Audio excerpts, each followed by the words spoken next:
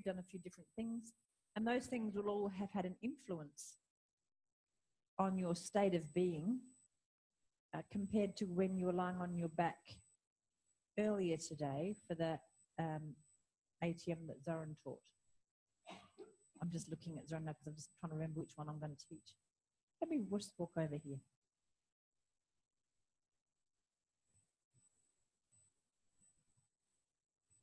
We have a choice, actually. I'm feeling a little bit flexible. Doesn't happen very often. You still, let's keep going with the extension lesson. I wasn't going to, I was going to do another eye lesson, but let's go back to the extension lessons. Ah. Huh? I'm swapping, I'm changing my mind,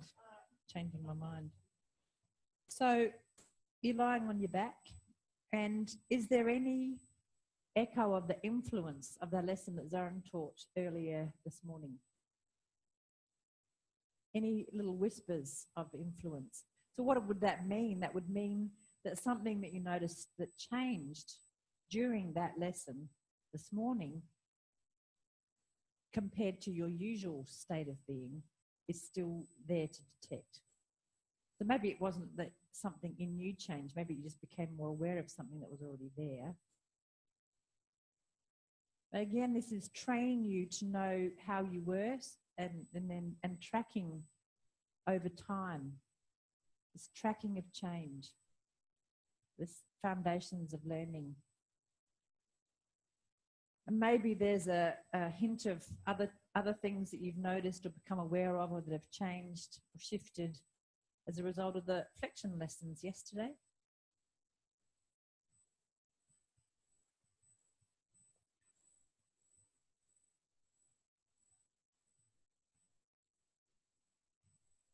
And roll over onto your stomach.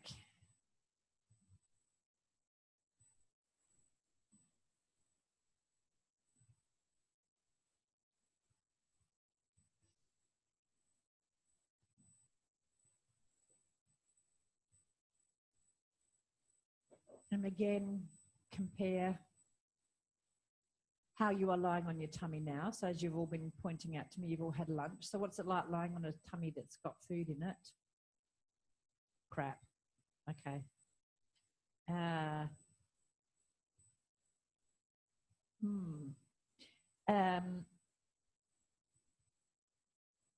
Put your hands in that vaguely kind of push-up position so that the palms of your hands on the floor and your elbows have the possibility of being in the air. So they're kind of ready for action.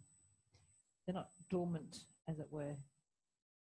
And remember the little test movement that Zoran had, which was to slowly lift your head so that your eyes can look towards the back wall. And go slowly and do it a few times and see what the kind of scope of that movement is now. So there's been the influence of time. So I wasn't watching you doing the lesson. I was doing the lesson this morning, but you know, I would imagine that most of you noticed a difference in the way, how the quality of the lifting of the head and maybe even how far you went, but certainly how easy, the relative ease of it. So you've got that really tacit kind of thing to check in with, how that is now. And rest your chin on the ground for a moment. Contemplate that.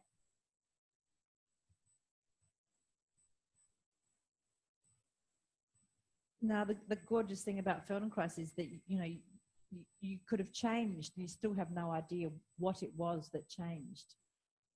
And now in this room, we're over the weeks, years, we kind of take the lid off the magician's tricks, the box of tricks, to look at why things do change.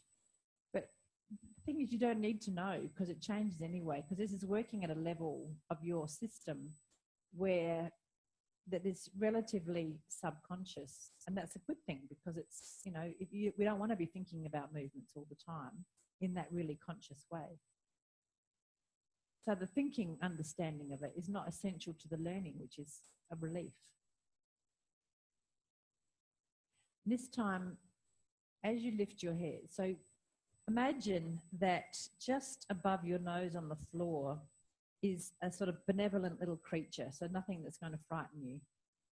So whatever is benevolent to you, it could be, you know, a little marmoset, or if you don't mind, spiders, or a little mouse, or something that you find quite nice. And it's going to run away from you along the floor in the direction of the back wall. And you're going to track it with your eyes. So go ahead and do that. And go, you know, you can go as fast as it needs to go in order for you to track it. It's not running away from you. It's just sort of going at a pace that you can track it with your eyes. And so it will actually get to the corner, the floor, you know, where the floor meets the wall, the back wall. And then it will run back to you. It's a bit like a dog with a ball. You know, you throw the ball away and it will run off. And then come back. And then next time it sort of has a little rest just above your nose as you're resting your head on the floor. And then it runs to the back wall again, and it gets to that corner, and it runs up the wall. But magically it only goes as far as your eyes can go easily. However, your eyes are following it smoothly and keeping it in focus. And then it runs back down the wall to the floor, and then along the floor back to the bridge of your nose, and you both settle down and have a little rest. So it's the same movement as this morning, and it's involving the eyes.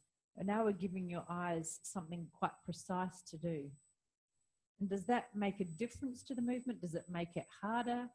Does it make it easier? Does it defocus your attention off the movement because you're now focusing on your eyes? So could you divide your attention, as I was talking about yesterday, that you're watching the little creature with intent, with interest, and monitoring what's happening in your system at the same time? Now, am I contradicting myself? Of course. You're doing that really quick thing where your attention feels divided because you're paying attention to two things. Actually, it's just moving super fast between the two things. Or you might be turning the two things into one thing. That watching the little creature and paying attention to my body are the same thing.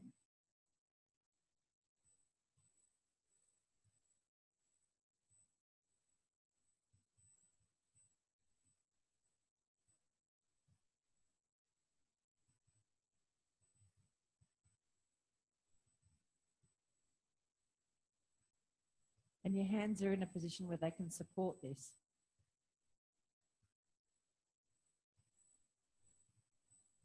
Good, leave it and roll onto your back.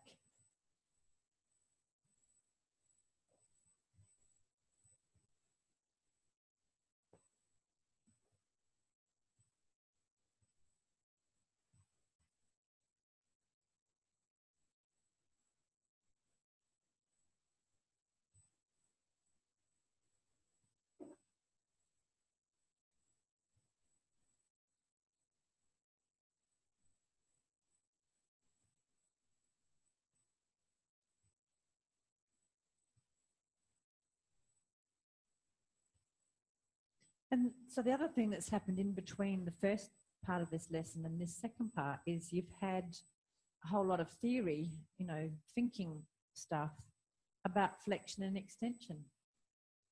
And so yesterday you were flexing against gravity, as it were, from the head up. And now, because you're lying on your tummy, you're extending, so you're using the different muscles to lift your head off the floor. So you're extending, right?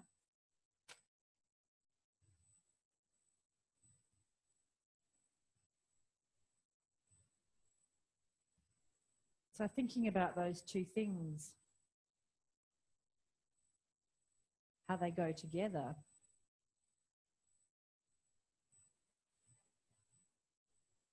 And it's perfectly fine if the thinking it doesn't help your experience at all. I wouldn't be surprised. That's why we don't bother with all that thinking stuff in our public classes. It's not necessary. Okay, roll onto your stomach. Oh, I remember the other word, volar, for ventral, volar, V-O-L-A, dorsal and volar. I must look that up Latin-wise, whether it's related to voles and hiding, I don't know. Any Latin buffs in the room that can tell me what volar, where it comes from? Fly. Oh. Yeah, well, Italian's closer to Latin than we are. Okay, so bend your knees, find that 90-degree kind of place. And go ahead and lift up one knee a little bit, as you did this morning. And you can lower it slowly, which is a very different experience to letting it drop. So do both. So you're quite clear that they're different. They're different. Same movement, different action. So what's happening is that the knees stay bent and you lift the knee off.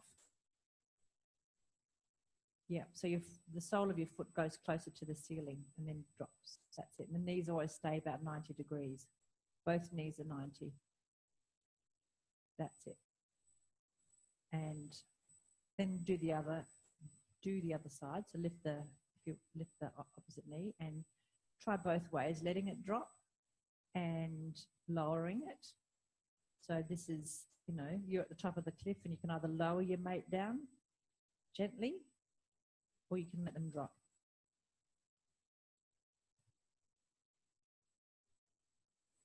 Could you lift both at the same time?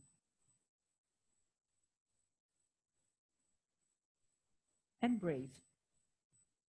Remember, nothing is more important than breathing. So it might just be a little lift. And you can drop them or you can lower them or lower them slowly. Try both. Again, don't take my word for it that these things are different. Everything that I say should be tested. I might be telling a porky. It might not be different. You've got to feel for yourself. You test this out through your own experience, right? This is developing your little inner authority.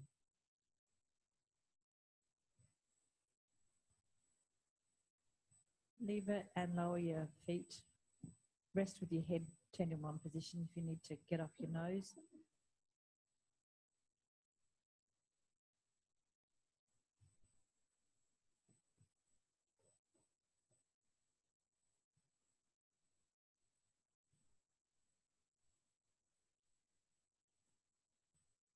And bend your knees up again. And now there's a series of possibilities of permutations, let's say. So as you lift one knee, can you turn your head the other way? So the possibilities are that you can turn your head to the right and you're lifting your right knee. You can turn your head to the left and you lift your left knee. You turn your head to the left and lift your right knee. Turn your head to the right and lift your left knee. So try all of those four. With this idea of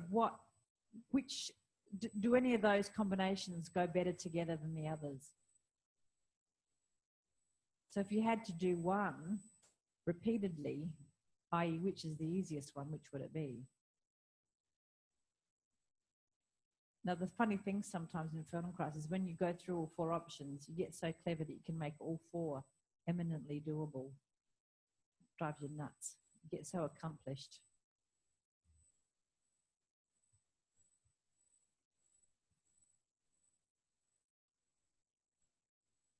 So your head is turning and one knee is lifting and you're sussing out your personal preference.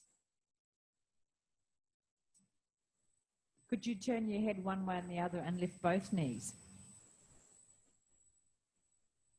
And breathe.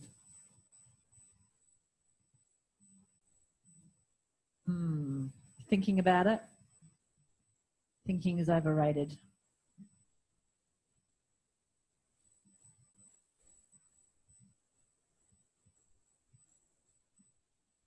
leave it rest. Somehow you need to get off your food-filled tummy, feel free to do so.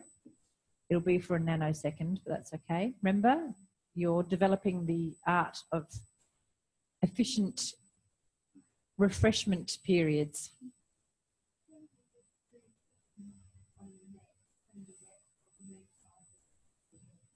Turning. So turning in, yeah, so that your nose goes one way or the other. Yeah, like you're doing this morning. Not taking your nose closer to the shoulder, but having your face oriented to the left and your face oriented to the right, as opposed to oriented in the middle. Is that what you were doing? I couldn't see. Yeah.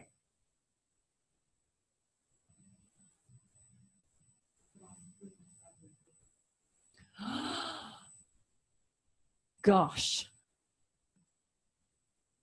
Well, I'm being quite, you know, lenient, allowing a rotation movement to happen when it is clearly, this is, you know, the festival of the sagittal plane yesterday and today. So, all right, I'll allow a little bit of side bending as well. I mean, the truth of it is in your spine, with this, in your spine, you can't help but do combinations of all of it, you know. So,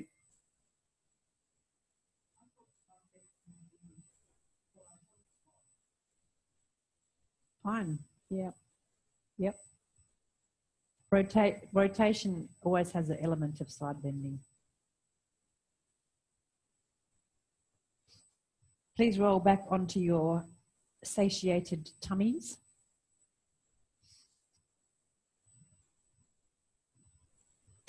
And have your hands in that vaguely push-up kind of position.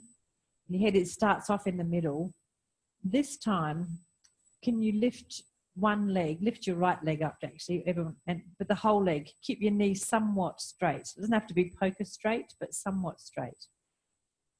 And it, you know, it can be as high as a cigarette paper. Try different heights, just so long as the knee also lifts off the floor. So it's not just the foot, it's the whole leg. And after you've done that a few times, turn your head to the right and see what difference it makes lifting that leg up with your head turned to the right. Does it make it easier or harder or stays the same? That'd be the three obvious possibilities. And turn your head to the left. And again, see, well, does that make any difference? And if it does, what kind of difference? Got nothing to do with it, or what? For you.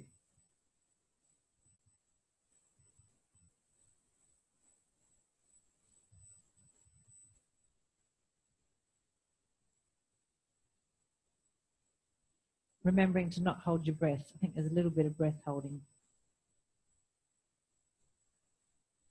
There, that's nice. I can see some backs moving now. Okay. And repeat that with the left leg.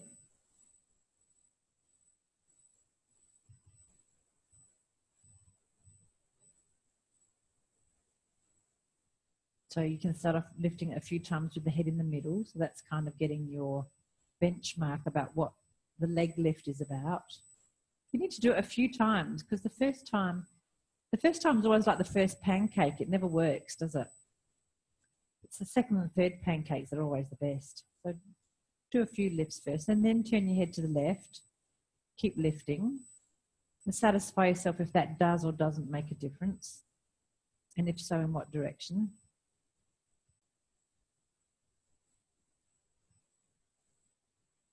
And can you pay attention to your whole self as the head turns and the leg lifts? So you're not just thinking about isolated parts.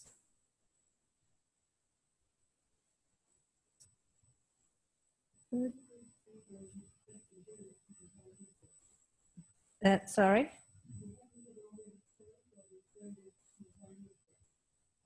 Your head's turned. Yeah, you don't have to do it simultaneously, no. So is it easier when your head is turned to the left, or is it easier when your head is turned to the right? And now with your head turned to the left, lift up both legs. So it's a little bit. And oh, sorry, I forgot to try both legs with your head in the middle.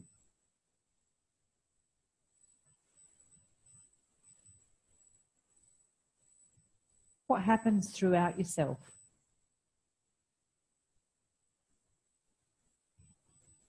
And then head to the right. Turn your head to the right.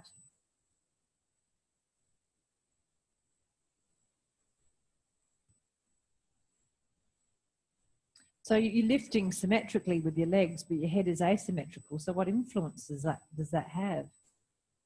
Does it have an influence on one leg versus the other, or can you kind of compensate? What do you do? What does your system do with this?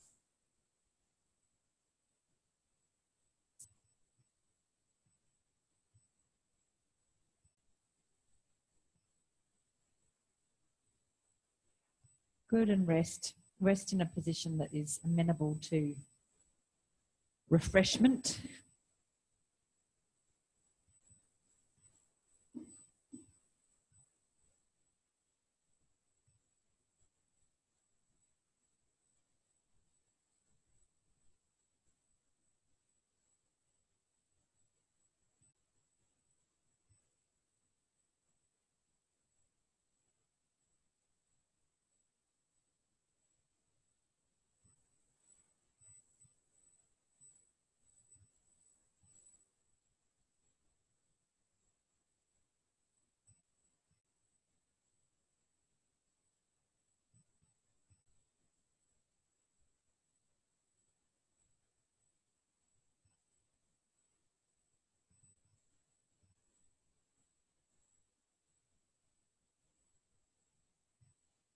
Roll onto your tummy again. Have your hands in that kind of vaguely push-up position. And once again, track your little benevolent friend from just above the bridge of your nose, running along the floor and up the wall where the little creature magically stops when it senses that you're starting to lose quality.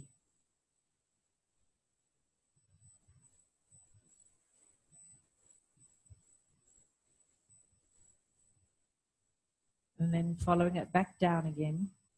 Remember, it's the return journey as well as the outward journey. And runs back along the floor to the bridge of your nose. And how is that now? Has that changed because of the funny little manipulons with your legs or not?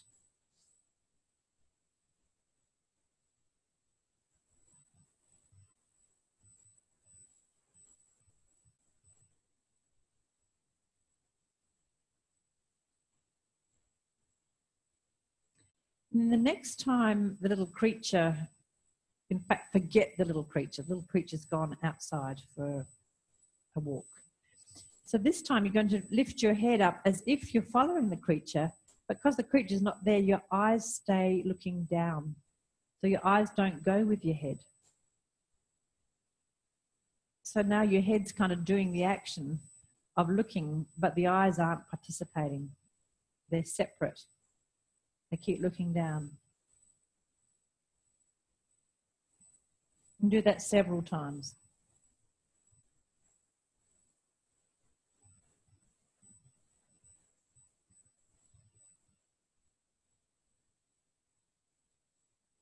And is it hard to divorce those two? And the next time your head is up, keep it there. And then raise your eyes with the head and then lower your eyes back down and do that several times. So your head stays still and your eyes look up and then look down and look up and look down a few times. Which means, of course, it's to be hoped that you picked a place where your head can stay comfortably, right? Because if you're compromising quality, then you're going to get a little bit tired. But leave that, rest, lower everything. Rest on your tummy, but with your head in a position that's comfy.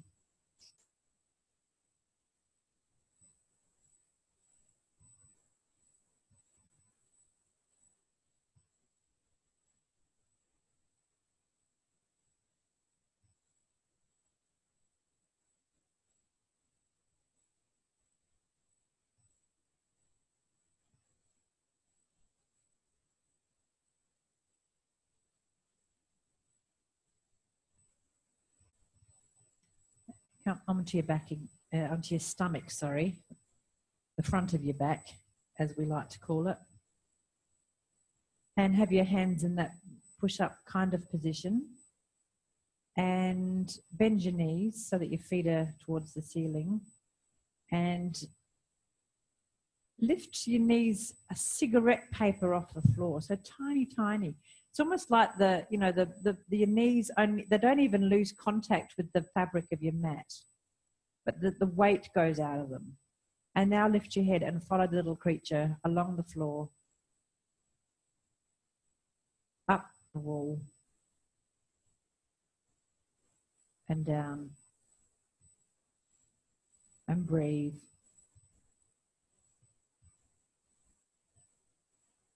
And then allow your knees to go back to the floor and continue to keep your feet up, but allow your knees to re-establish their weight on the floor, and continue to just track the little creature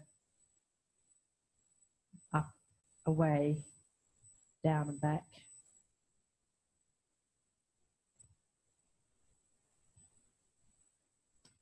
And now, could you imagine that you're sick of looking at the wall in front of you, and that you'll somehow want to check out the wall behind me, the wall this end of the room, the wall away from you, your feet end. So what would have to happen? So you would lift your head and turn. Go ahead. Once you've imagined it, go ahead.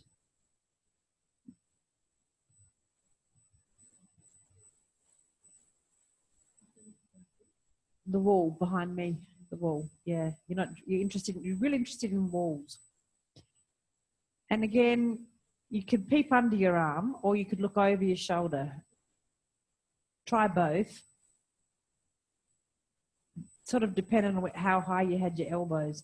And now everybody, let's agree that it's looking over your shoulder, not under your shoulder. Just for a few moments.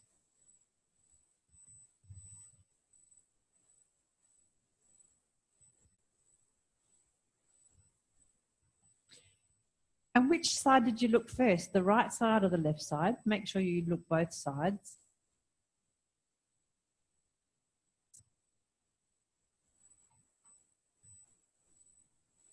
And what happens to your knees and your feet as you do that?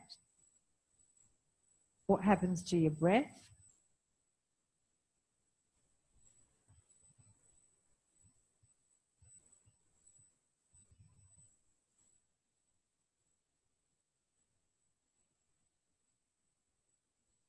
Leave it, rest for a moment.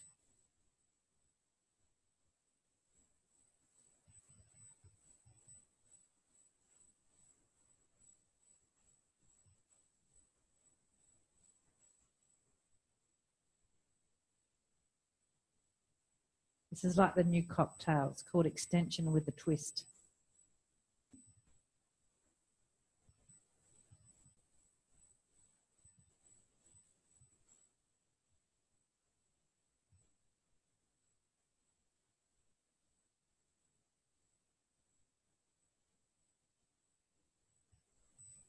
Roll onto your stomach again. Have your hands in that position. This time, when you lift your head, can you think about it first? Think about it first. Is that you want to lift your head, not push your head up. So even though your hands are kind of there to support, that there is no discernible increase in pressure under your hands as your head lifts and then looks over your left shoulder. How would that work? How could you get this idea that have your feet down flat this time, sorry, that you're going to lift your head. There's no discernible increase in pressure under your hands. And as your head lifts, you're going to look over your left shoulder, because there's maybe a very interesting creature on the wall behind me. So your head's going to lift. Your head, your chest, whatever needs to lift, so that you can look over your left shoulder.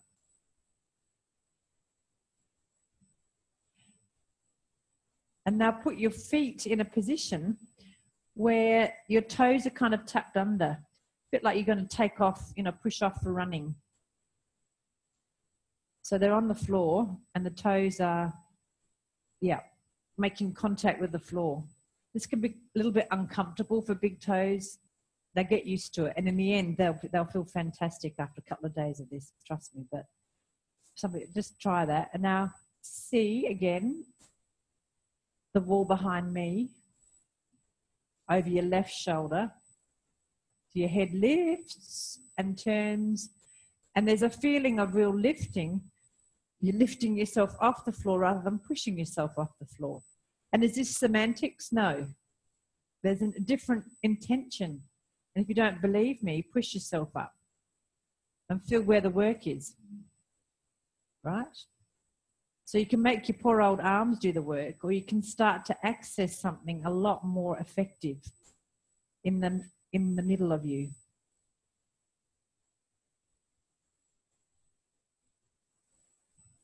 And when you're done with the left, see if the view is equally as good to the right.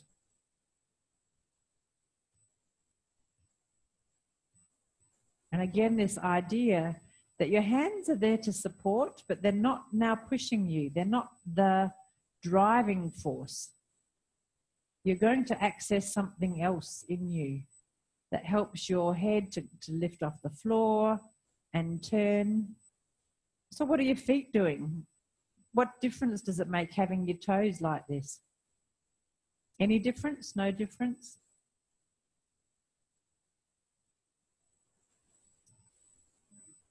No difference for you?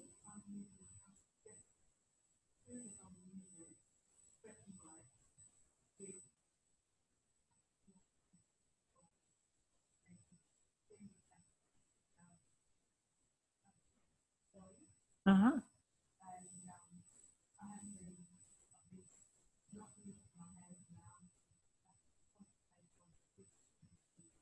Cool.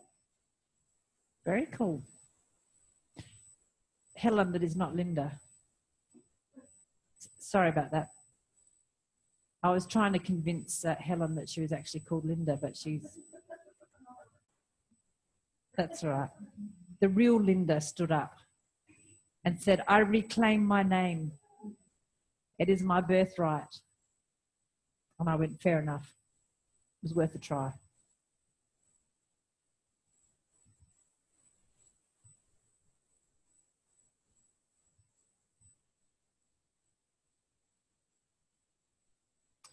So is there one foot that's more necessary than the other? So as you say, look to the right, which foot is more useful? If you had to lift off one leg or disengage it somehow, which would it be? Let's say you had to sell off one, you know, like you have to sell a kidney. You had to sell a leg to turn to the left. Which one would it be?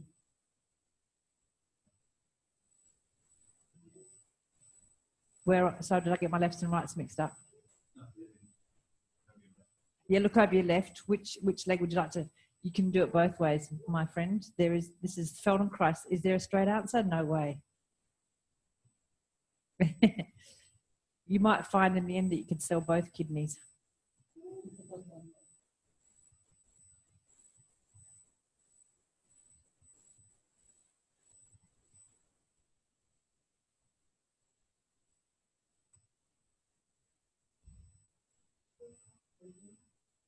You can side bend. I've taken the punishment stick away from side bending. This is the fourth time I've quoted Larry. He calls this actually, it's not twisting and extending. He calls it twarching. Twisting and arching. Good, leave it. Roll on your back and have a rest.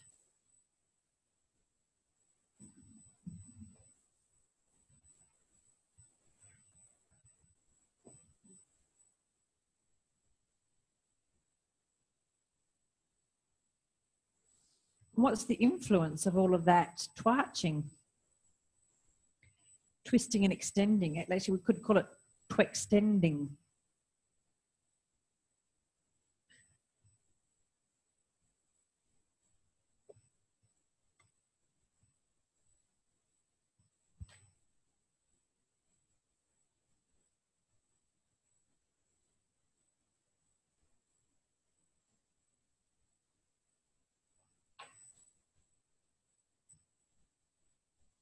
any influence?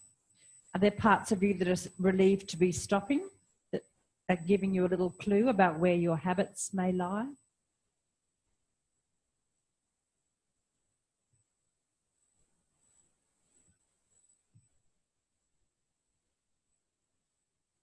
Bend your knees up, interlace your fingers and slide them behind your head. And a few little times, lift your head like a cigarette paper again. It doesn't have to be much of a lift. Just a little kind of tiny weeny lift.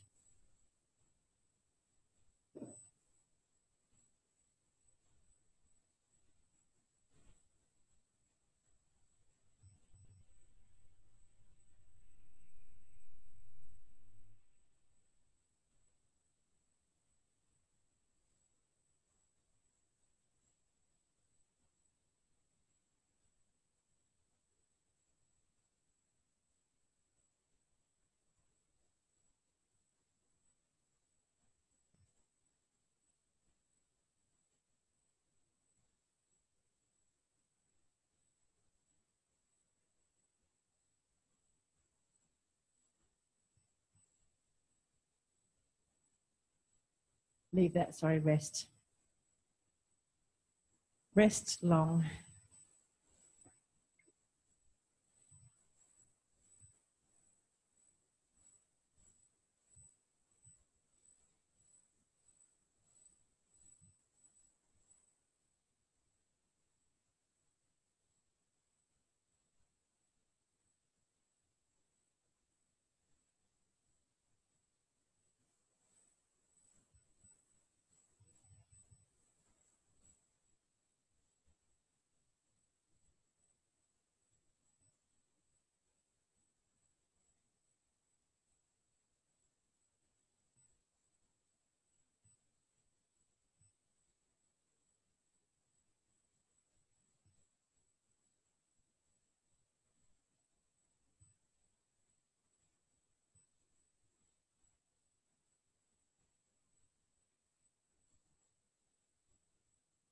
Roll onto your stomach.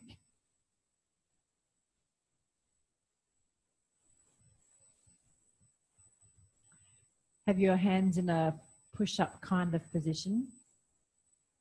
And bend your knees up so that your feet are towards the ceiling. And this time, you can use your hands a little bit. So it's not verboten. Just be mindful that this isn't a push-up, right? So that you still want that learning that you made about accessing, you know, the strength in your back to help support the lifting of the head. Just don't lose that and go back to thinking that all of our strength is in our shoulders and our arms, which is the Western kind of conceit. And so lift your head and keep lifting your head.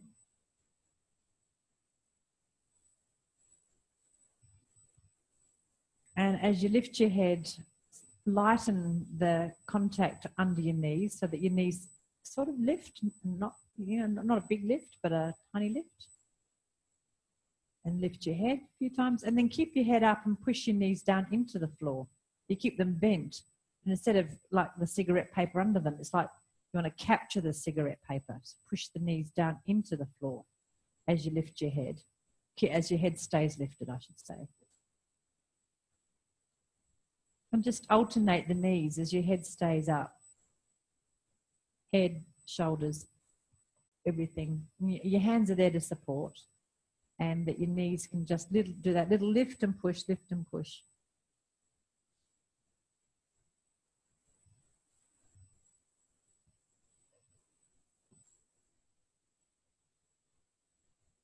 And then just leave your knees quiet and lower your head and lift it again.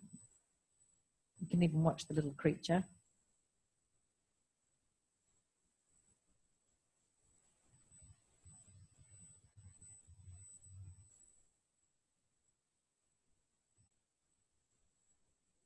Now, a little bit, kind of paying homage to yesterday, bend your knees a little bit more. But you have this idea that the soles of your feet create the ideal basket for the back of your head to rest in. Just like you were kind of thinking about your elbows going to your knees and not really, you know, not letting them touch, but having that kind of fantasy that the back of your head could find a nice nest in the soles of your feet. So does that change the intention? Having that a clearer direction so that the back of your head is going back. And if your chest lifts sufficiently off the floor, so remember your arms can help. They're not the big driver, but they can help. Is there a point where, well, how vertical does your face go? Could it go beyond the vertical? Could your head hang back a little bit so that the back of the head really does kind of seek the direction of the soles of your feet? And you're still breathing, right?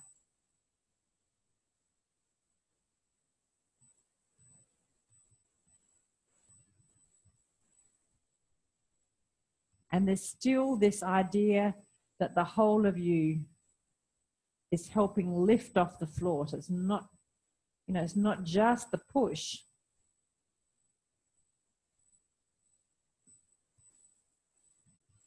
And what shape is your back making? Do it once or twice more, really thinking about the whole of you and the shape of your back.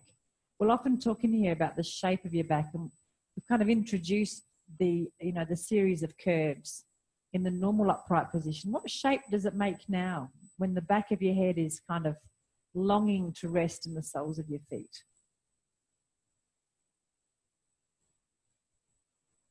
Leave it, rest, roll onto your back and rest.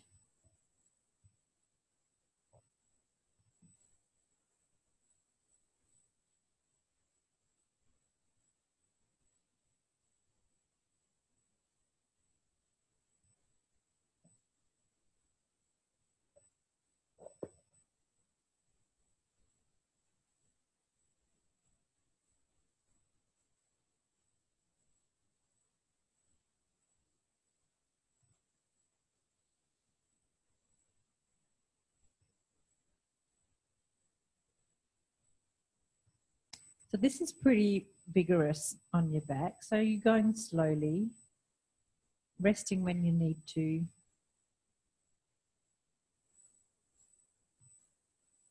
You're exploring without, you know, ambition. It's kind of egoless, this stuff. You know, it's the ego that wants us to achieve the highest lift and the this and that and the other, the sort of achievement stuff. Taking that out of the equation. Feldenkrais sort of says taking the will out of it. So we find our the power of the body well organized rather than just the simple power of the will.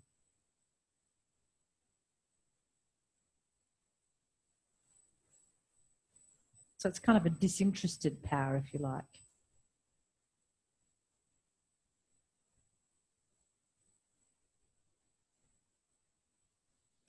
Roll onto your stomach again. Sorry for all the rolling, but I'm giving you respite off your tummy, so it's, I'm thinking it's a kindness. It might be a tedium. Have your hands in that supportive kind of push-up position again and bend your knees. And this time, as you lift your head and chest to look up, go ahead, lift your head up and look, stay looking at that point. And now find a way to take your right shoulder further back behind you so it's closer to the ceiling, and the left shoulder goes forward of you, closer to the floor. So the shoulders, so the hands can stay pretty much still on the floor, but somehow that point of the shoulder goes back. And would it help if I said that might help with, this is twisting again, right? So you could look over that shoulder, but you're really thinking about the right shoulder going back towards the ceiling, backward of you, and the left shoulder going more towards the floor, and you're looking to the right, therefore, kind of following the shoulder around. And you can have a little peep because I'm here, and if you're very lucky, I might wave at you. So you can have your eyes open if you want to, or your eyes closed. And do it a few times to the right. So you're really clear that that right shoulder goes backward. and the left shoulder goes forward. And that allows the head to turn. What do the legs do to support that movement?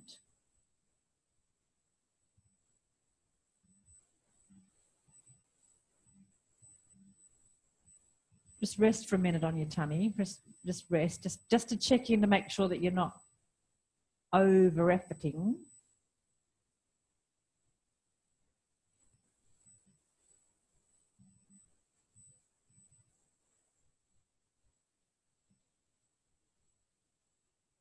And if you need to catch your breath, then that tells you that your compromise was to hold your breath, and that's unacceptable.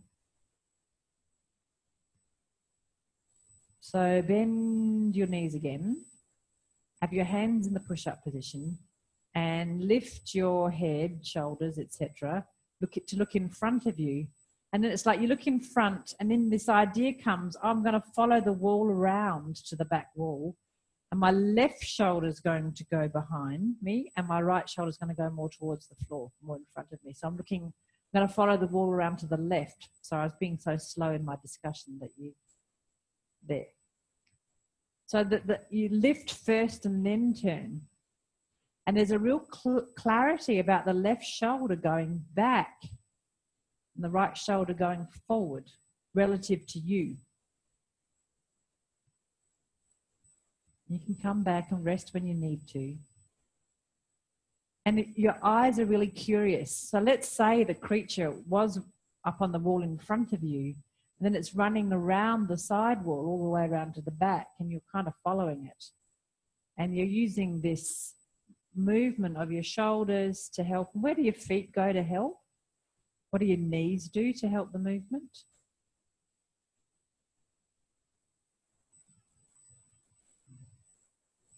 Could you see it? Maybe you could look at your left heel.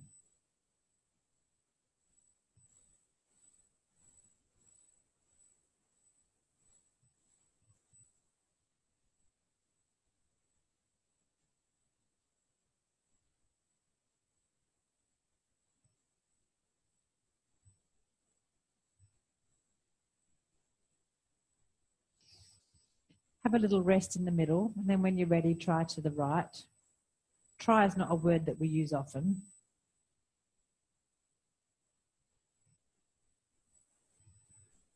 So remember, the sequence is your hands in the push-up position. You lift first, and then you follow the little creature around the walls to the right, to the back wall. And there's you're not forgetting this idea that your right shoulder can go back and your left shoulder can go forward. So the turn isn't all in your neck, if I may state the bleeding obvious.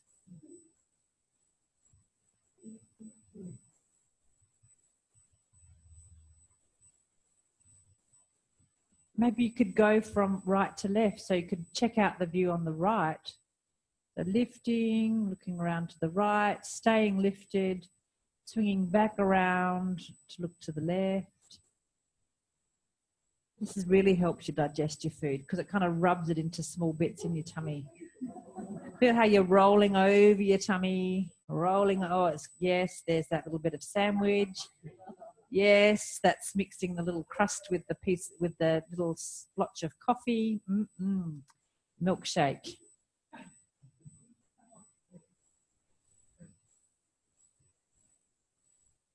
Was either this or eye movements, which are even more notorious for making people nauseous. So, choose your poison, really. Good, rest. Rest on your back.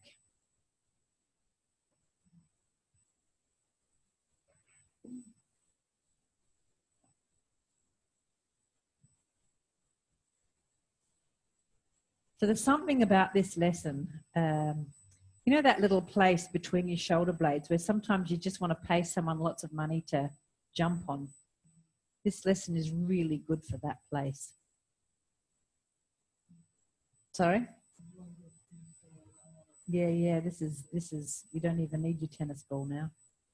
Really yummy.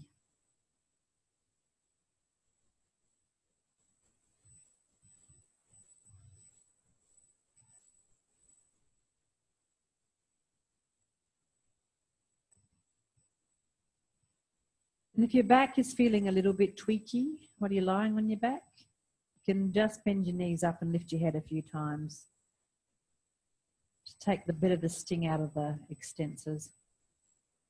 You feel for yourself how that just kind of redresses the imbalance a little bit.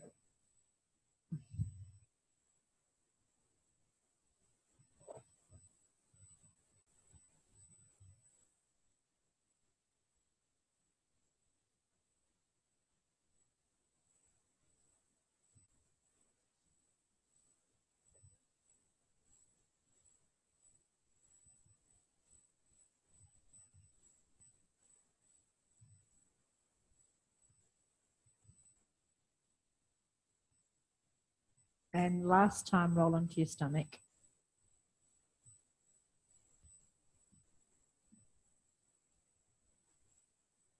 Have your arms and hands in that position where they can support the lift of your head. Bend your knees and lift your head in that way where you're not only following the little creature, but you've got this idea that it would be so cozy, so restful to put the back of your head in the soles of your feet. So your knees can bend a little bit more even, so your feet come more towards your bum. So your feet can come towards your head as well. So you can bend your knees more. So they don't have to be 90. The heels can come more towards the bottom. Honey, nobody's doing that. Can you bend your knees so that you kick yourself in the butt? Okay, there you go. Now, so you can do that more. And make this nice little cradle with the soles of your feet so that if your back of your head did get there, it could just rest. And it would be nice, and you can breathe. Now notice that the breathing in this position really has to be more upper chest. You can get a bit of air down in your belly, but your belly is so lengthened that there's not a lot of air there. Not a lot of capacity for air there. Beautiful. Okay. And what's the shape of your spine in this position?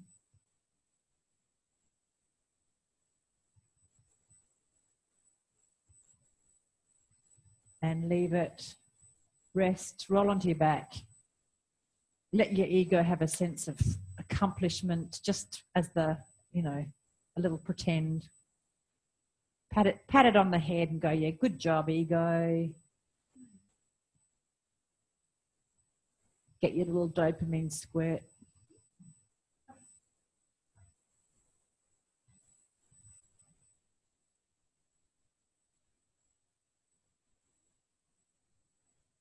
Enjoy the length of you. Would that make sense? You can really, really lie there and go, this is marvelous. I'm so long. I have such length. I have such space.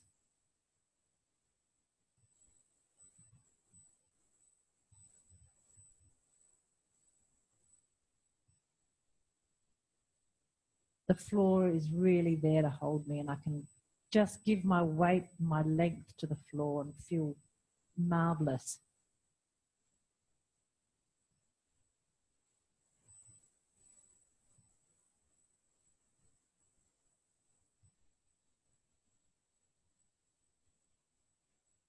And for some people, lying on your back is never marvelous. So could it be less unmarvelous than it usually is? So all things are relative. So if you find lying on your back obnoxious, could it be less obnoxious?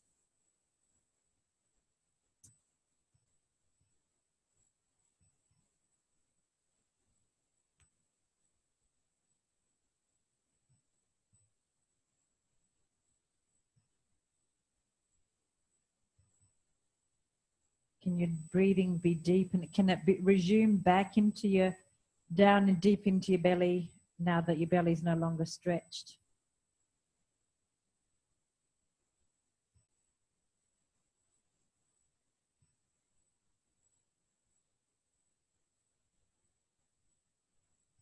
And slowly, gently roll over to one of your sides. Now, keeping this, whatever sense you have of yourself, let's say it's length, but maybe it's sort of, something else, lightness or solidity or whatever your word is, keeping that foreground as you come up to sitting, and then continue as you come up to standing. And kind of look for that quality, whatever quality you had lying on the floor. Can you find something of that quality in standing? As we discussed earlier this morning, the standing is the same position as lying, but different orientation to gravity. You're just 90 degrees different.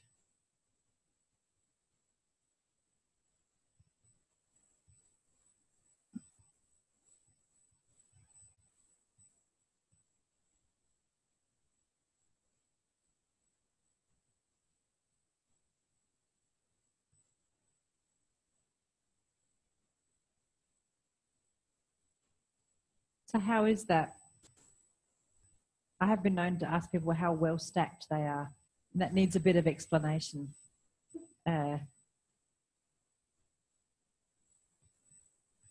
Stacked up, that makes sense.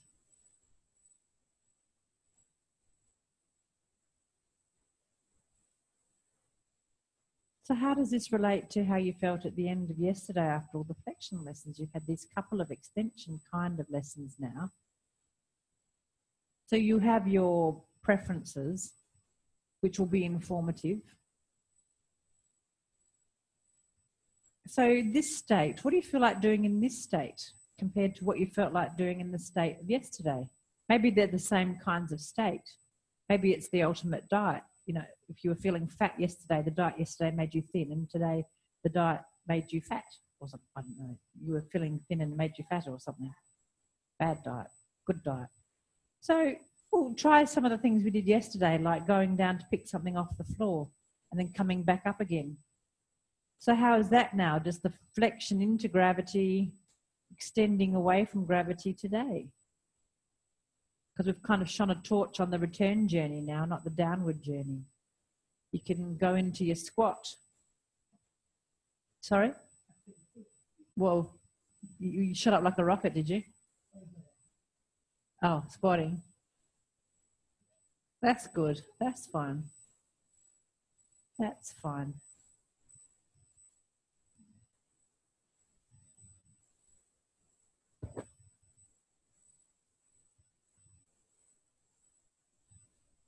And walking. So the real life. Does this have anything to do with real life? Does extension have anything to do with real life?